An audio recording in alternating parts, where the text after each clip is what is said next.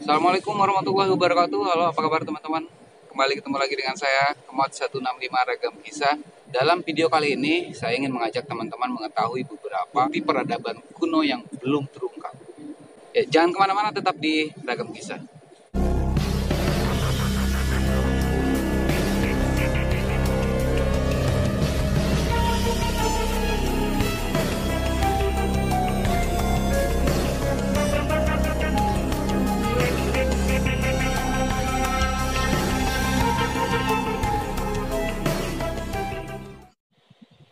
Teman-teman Ragam Kisah, beberapa waktu lalu mengunjungi sebuah tempat yang bernama Situs Majau. Lokasinya berada di Kampung Sindang Sari, Desa Majau, Kecamatan Saketi. Nah, di Situs Majau ini, teman-teman bisa menemukan sebuah peninggalan kuno di era Megalitikum. Dan di Situs Majau ini sebetulnya merupakan area pemakaman.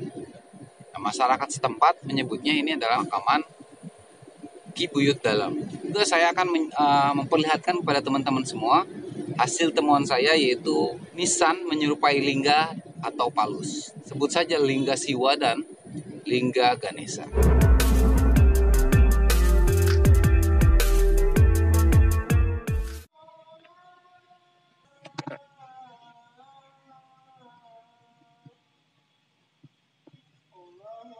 Ya, menurut salah satu pemerhati bentuk, model, dan tipe nisan tersebut, diperkirakan nisan kuno itu berasal dari abad 16 sampai dengan 17. Ada sekitar 4 buah nisan kuno, termasuk dengan makam Buyut Dalam, yang berada terpisah dari 3 nisan lainnya. Beberapa nisan kuno memiliki corak yang sama, namun ada pula yang polos, mungkin karena termakan usia. Jadi, nisan-nisan tersebut terbuat dari batu pasir atau cadas. Ya, jadi batu cadas karena perlu diketahui teman-teman, di samping, jadi TPU ini bersebelahan dengan sebuah sungai kecil yang disebut dengan Sungai Cimajau. Diduga tokoh tersebut adalah salah satu sosok yang berjasa menyebarkan Islam di wilayah Majau. Dari informasi yang saya dapat dari masyarakat sekitar, bahwa nama-nama dalam tersebut yang dimakamkan di area Situs Majau ini bernama Nyai Dalam Ratu Asih, yang kedua ada Dalam Raden Dapung, dan yang ketiga adalah Dalam Tumpeng. Nah, nisan-nisan tersebut yang 3 itu berada dekat dengan menhir dan batu cempegilang. Nah, kita berbicara tentang menhir, teman-teman. Di Situs Majau ini terdapat menhir yang berukuran lebar 60 cm, tinggi sekitar 90 cm, yang dikelilingi oleh boulder batu yang disebut dengan batu Temugelang. Masyarakat setempat pun punya nama khusus untuk menhir ini. Masyarakat menyebutnya dengan nama Ki Buyut Sepotong. Dan menhir ini yang dikelilingi batu Temugelang, pada masa prasejarah, daerah ini dianggap sakral oleh masyarakat pada masanya. Karena menhir atau batu tegak ini, menurut arkeolog, bahwa memiliki beberapa fungsi. Nah, menhir berfungsi sebagai sarana pemujaan terhadap nenek moyang. Yang kedua, sebagai tempat memperingati seseorang atau kepala suku yang telah meninggal. Ketiga adalah sebagai tempat atau sarana menampung kedatangan para roh leluhur. Di era Megalitikum, menhir juga digunakan sebagai bentuk penolak bahaya yang mengancam masyarakat sekitar. Menhir ini dikelilingi oleh batu Temugelang. Fungsinya, batu Temugelang juga digunakan untuk tempat berkumpul atau bermusyawarah. Perlu diketahui, menhir dan batu Temugelang merupakan tradisi megalitik yang banyak ditemukan di berbagai situs. Tradisi ini terus berkembang hingga memasuki era sejarah Hindu sampai dengan Islam. Jadi ini sebuah tradisi yang memang bagi kepercayaan dahulu, tapi ini terbawa juga hingga masuk ke era Hindu tepatnya. Satu lagi, kita sebut saja nama nisan ini adalah nisan Lingga Siwa dan nisan Ganesha. Jika diperhatikan, nisan tersebut memang mirip sekali dengan Lingga Siwa.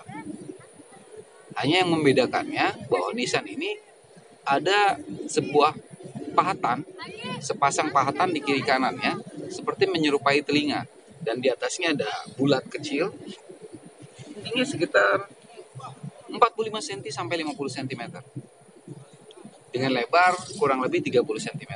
Di TPU yang sama, karena perlu diketahui bahwa penemuan nisan Lingga ini berbeda dengan area situs Majau. Nisan Ganesha yang saya duga mirip dengan Ganesha, model nisannya seperti lingga pada umumnya, namun di bagian sisi bagian utara terdapat tonjolan seperti berbentuk menyerupai belalai gajah. Dan nisan ini saya temukan dua. Posisi kiri kanan, di tengahnya ada sebuah pohon yang menjulang. Dan jika ditarik lurus, posisi dua nisan ini membujur timur barat. Jadi kalau diperhatikan nisan ini seperti posisinya jika ditarik membujur barat timur ini seperti satu kam. Tapi jika ditarik nisan ini menyerupai nisan makam atau kuburan kaum Islam, ini seperti dua kuburan. Nah, kenapa saya permasalahkan ini? Karena menurut para pemerhati sejarah, ada perbedaan yang signifikan antara makam atau kuburan penganut kepercayaan Islam dengan kuburan penganut kepercayaan Hindu dan Sunda Wiwitan. Kalau Sunda Wiwitan ini lebih membujur ke timur barat. Sampai saat ini memang belum bisa dipastikan bahwa nisan yang berbentuk lingga atau palus ini berasal dari era mana. Hanya saja menurut mereka yang konsentrasi di penelitian tentang Salaka Negara, jika diperhatikan bentuk materi atau material nisan tersebut sama dengan temuan gajah gumarang di Kampung Pematang yang diduga sebagai peninggalan dari Salaka Negara.